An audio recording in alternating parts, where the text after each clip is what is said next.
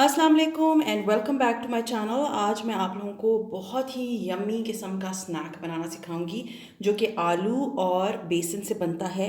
ये इतने मज़े का है और आप इसकी शेप देख लें, बिल्कुल स्क्वायर है और किसी भी शेप में आप इसको बना सकते हैं। कोई जज नहीं कर पाएगा कि ये कबाब है, ये क्या चीज़ है। सबसे इम्पॉर्टेंट चीज़ और दूसरी बात कि ऊपर से बहुत ही क्रंची और अंदर से बिल्कुल soft. So let's get started. Recipe के लिए सबसे पहले मैंने लिया है बेसन और ये बेसन आप देख सकते हैं हाफ कप है। मेजरमेंट्स का आपने बहुत अच्छी तरीके से ख्याल रखना है कि मेजरमेंट्स जो है ऊपर नीचे बेसन की और पानी की नहीं होनी चाहिए। तो मैंने इसको ये छन्नी में डाल दिया है और मैं इसको थोड़ा सा क्योंकि हिला लूँगी तो ये सारा जो है ना, इसमें जो गुठलियाँ या वो होती है ख़त्म हो जाती हैं और इस तरह से ये बहुत अच्छी तरह से घुलेगा। हमें जो है ना इसके अंदर क्लॉट्स नहीं चाहिए। तो ये बेसन है हाफ कप और तकरीबन मेजरमेंट करें तो ये 80 ग्राम के बराबर बनेगा। अच्छी तरह से मैंने इसको अब देख सकते हैं कि इसमें से सारा निकाल लिया है। मैं इसमें नमक शामिल करूंगी, आप अपनी टेस्ट के अकॉर्डिंगली इसमें नमक शामिल कर सकते हैं। मैंने तकरीबन कोई 1/4 टीस्पून के बराबर नमक डाला है और तकरीबन 1 टीस्पून के बराबर मैं इसके अंदर डालूंगी कुटी हुई लाल मिर्चें। हल्दी इसमें जाएगी तकरीबन 1/4 टीस्पून, जीरा तकरीबन 1 टीस्पून। ये अजवाइन है, ये तकरीबन मैंने हाफ टीस्पून लिया है, लेकिन मैं इसको अच्छी तरह हाथों पे एक दफ़ा मसल के इसमें डालूंगी। मैंने एक हरी मिर्च को बारीक बारीक काट लिया है, वो इसमें जाएगा और तकरीबन 2 टेबलस्पून के बराबर इसमें जाएगा धनिया, इसे भी आप बारीक बारीक काट लें।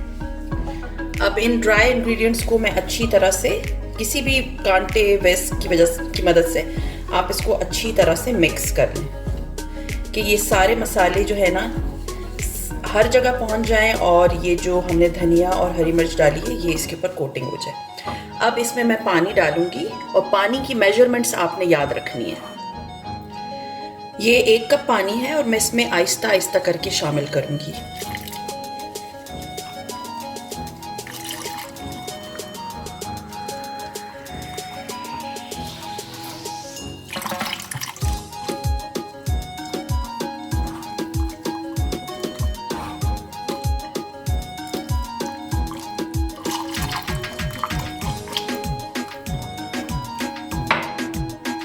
और अब 1 कप पानी हमने पहले डाला था और अब इसमें 1/4 कप पानी मैं और शामिल करूंगी। ये मेजरमेंट आपने याद रखनी है कि आधा कप बेसन है तो उसमें 1/4 कप पानी जाएगा।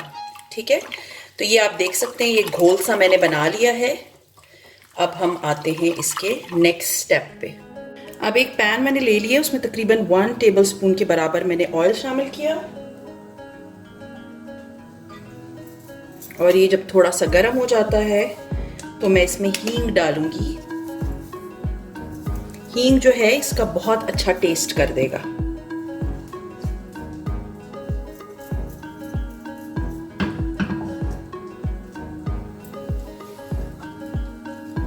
अब जब ये गर्म होने लगा है तो ये जो घोल हमने तैयार किया था इसको इसी तरह फेंटते फेंटते हम इसमें शामिल कर देंगे।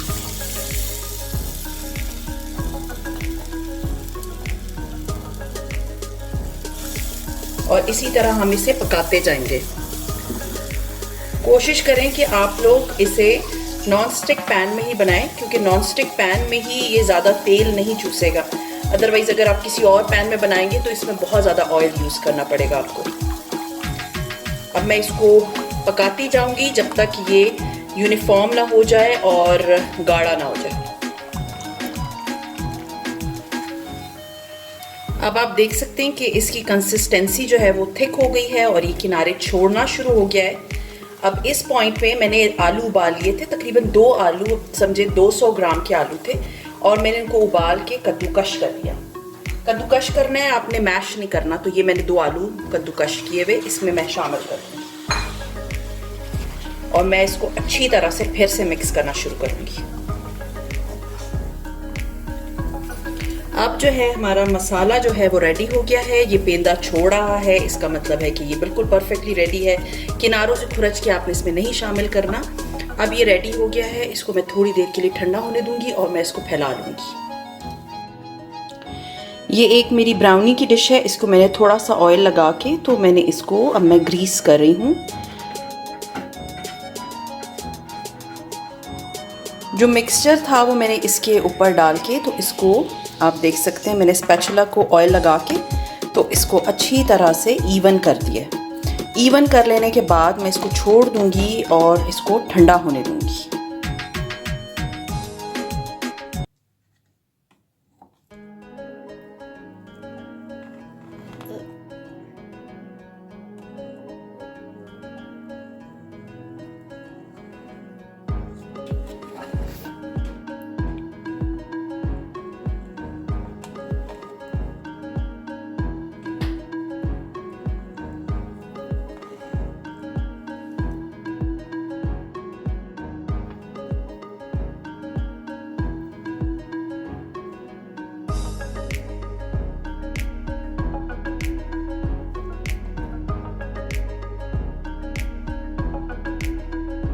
ये तमाम जो है मैंने निकाल लिए हैं।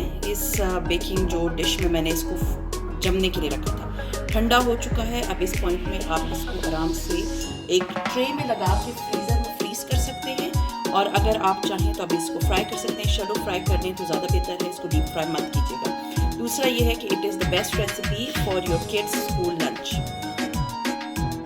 अभी मैंने एक पैन में ऑयल डाला है, इसको शैलो फ्राई करना है।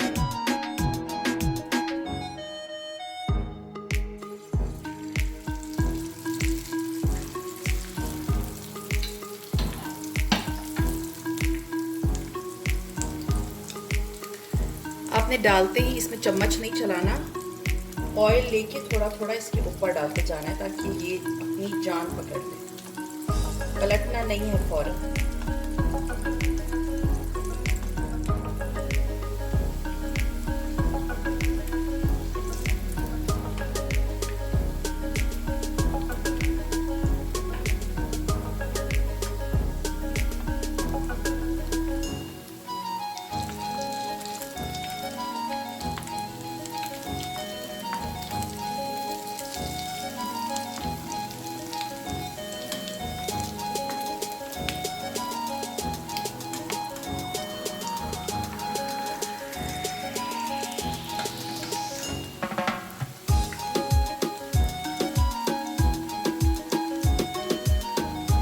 आप देख सकते हैं इसमें बहुत प्यारा सा कलर आया है और ये ऊपर से क्रिस्पी होना शुरू हो गया।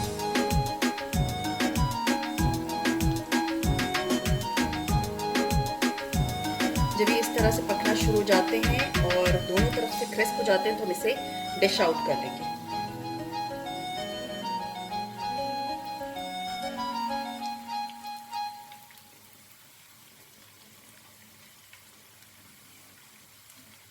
तो ये थी हमारी आज की रेसिपी। मैं ज़रा आपको इसे खोल के दिखाती हूँ। ये मैंने बनाया है, ऊपर से बिल्कुल क्रंची है और अंदर से आप देख सकते हैं मसालेदार यम्मी किस्म की रेसिपी जो आपके घर वालों को, अभी भी इसमें से धुआं निकल रहा है, आपके घर वालों को बहुत पसंद आएगी और टेस्ट में बिल्कुल लाजवाब। उम्मीद है आज की रेसिपी आप लोगों को पसंद आई होगी, और अगर पसंद आती है तो like, subscribe and share with your friends and family, and see you इंशाल्लाह ताला in my next recipe. Till then अपना बहुत ख्याल रखें, दुआ में याद रखें। टेक केयर एंड अल्लाह हाफिज़।